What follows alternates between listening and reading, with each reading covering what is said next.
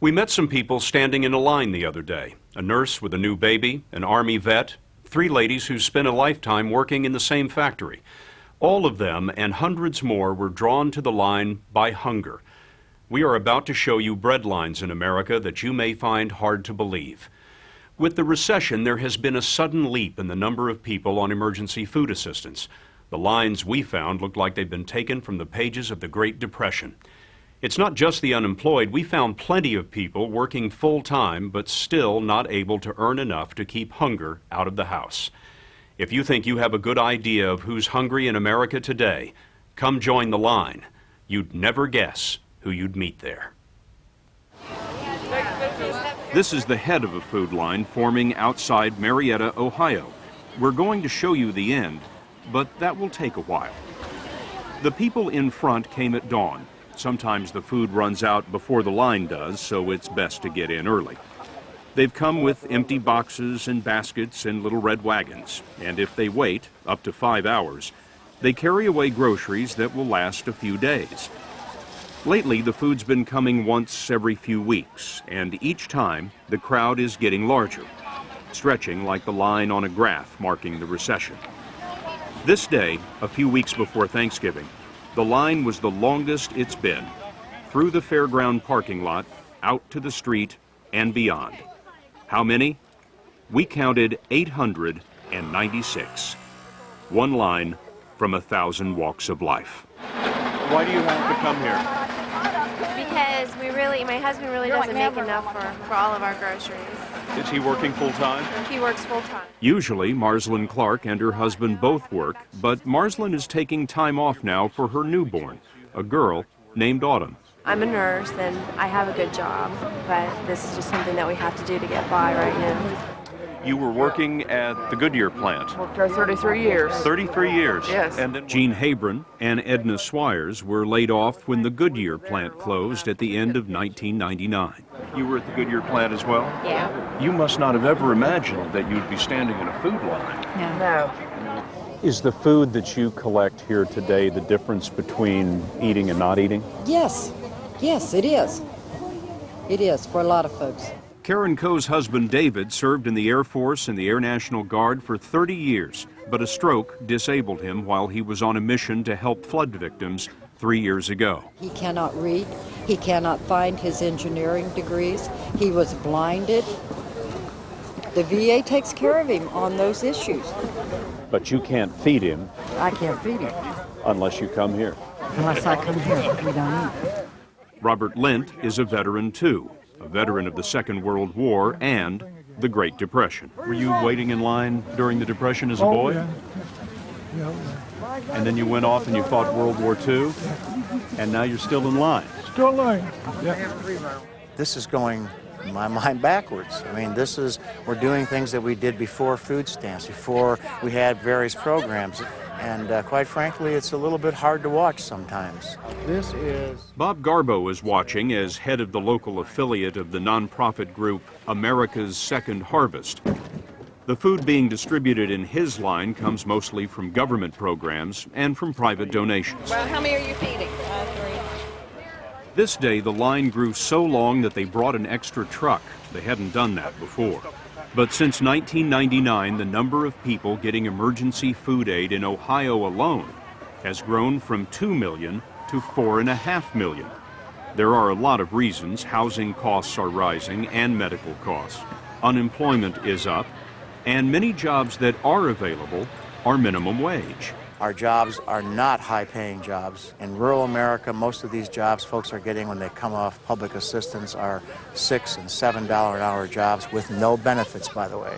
A lot of these people clearly are working or have been working recently. Yes, I think so. Not the stereotype of welfare that's so often. No.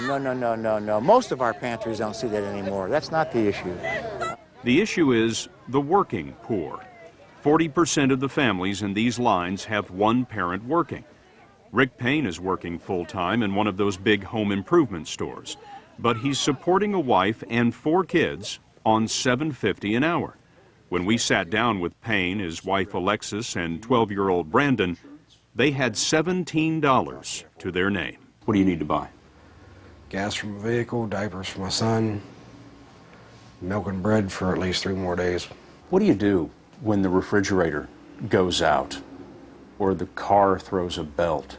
I've been worried about the refrigerator for some time, so I was kind of hoping you wouldn't mention the refrigerator going out. God is great. God is good. The Paynes get food stamps, $300 a month. That lasts about 3 weeks. But here at the end of the month, they're living on potato soup.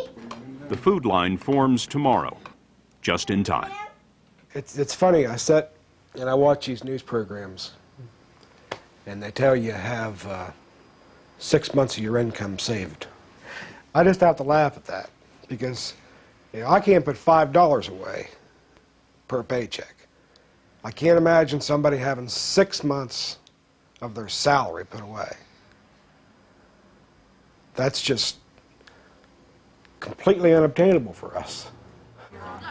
Almost half the people fed by these lines are kids. The Agriculture Department figures 1 out of 6 children in America faces hunger. That's more than 12 million kids.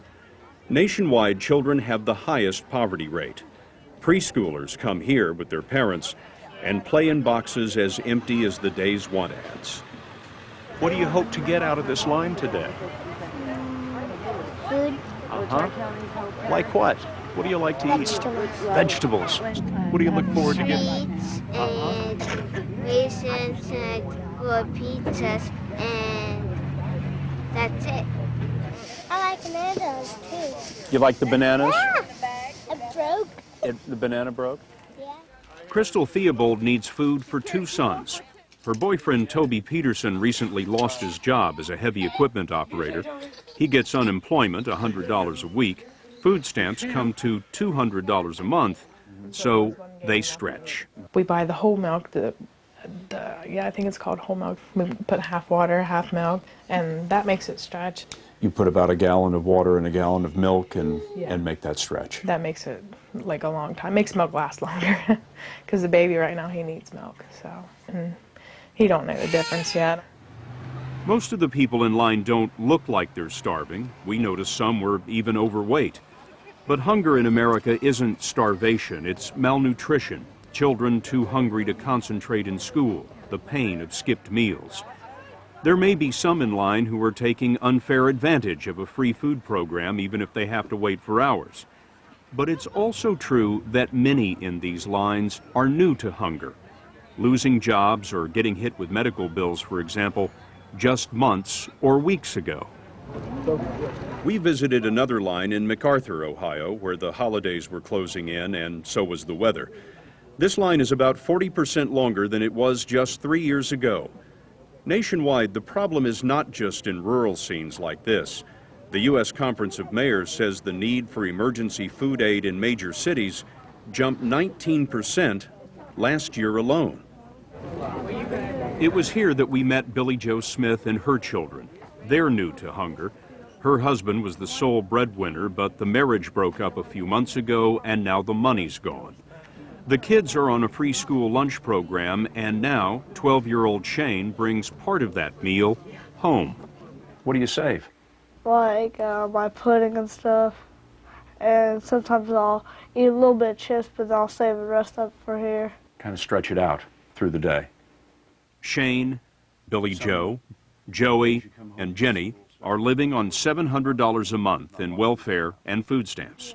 If they come home from school, I usually don't have anything to eat for them. But like every kid in America, they come home hungry. Yes, they do. When you get home in the afternoon, sometimes there's no food. Yeah, Can you help me explain what that's like? it's terrible. I usually wait till the next day to go to school and eat. You're not eating between lunches? No.